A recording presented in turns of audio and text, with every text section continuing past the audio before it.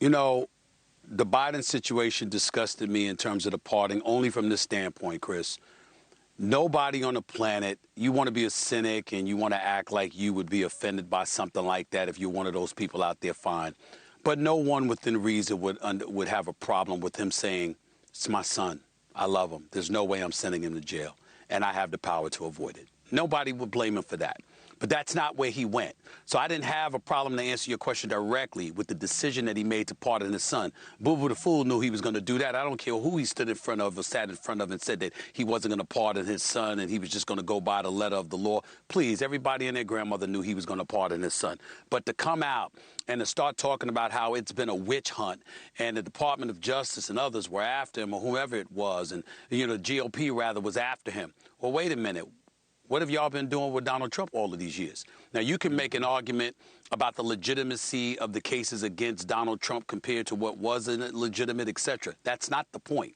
The point is it was clearly politicized. You had folks on the left who were hell-bent on going after Donald Trump because they were determined to make sure that he couldn't run for re-election or that these elements would get in the way of him possibly winning re-election. And now we know why more than ever, because they weren't confident they would ever be able to beat him. He'd been a Republican nominee since 2016. He beat Hillary Clinton with the Electoral College vote. He wouldn't concede defeat in 2020, but he did receive over 74 million votes at that particular moment in time.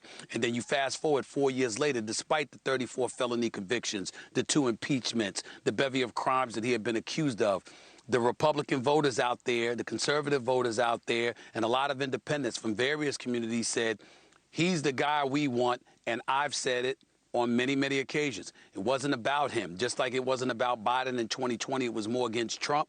In this particular instance, it was an indictment against the Biden administration, what had been going on for the last 4 years. Some of the things going on with the border, obviously inflation, of course, crime in the streets, of course, woke and cancel culture and all of that, it all played a role. And so for him to come out and to talk about that this was a witch hunt when clearly it could be argued that's exactly what you were doing to Donald Trump, or you assisted in doing, seems beyond hypocritical. And that was what disgusted me. It wasn't his decision. It wasn't him pardoning his son. It was the weak, pathetic explanation that he gave, which has most critics just shaking their heads and raising their eyebrows and saying, what nerve you have. Now, I agree with you 100%. I went light on that point in my open because I knew you were going to make it. I agree with you 100%. And he didn't have to do it that way. He could have just said what you said, which is, or, hey, look, I don't want them. He's my son, and they're going to go after him. And if I can protect him, I'm going to protect him. You know what else Biden should do? And I know people are going to get upset about this, but just think about it before you go crazy on me. Not you, everybody else. If I were he, I would pardon Trump. You know something? Honestly, I would say, as crazy as this sounds, Chris, that's exactly what I would do. That's exactly what I would do. Enough's enough. You know what?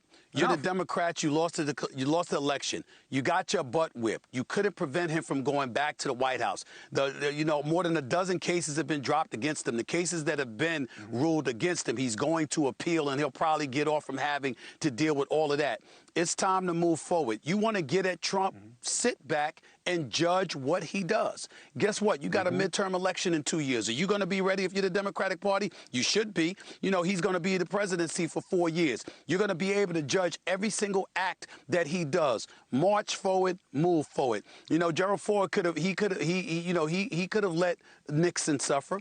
To say he didn't let that happen. Why? Because it was for the good of the country. The whole hanging Chads issue in 2000 between George W. Bush and Al Gore. Gore could have dragged it on. He didn't. It was for the better of the country.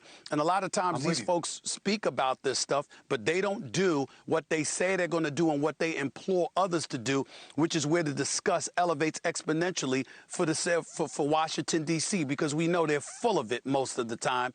And today was the latest example of that. Hey, thanks for watching. Go to joinnn.com to find NewsNation on your screen. And don't forget, click the red subscribe button below to get more of NewsNation's fact-driven, unbiased coverage.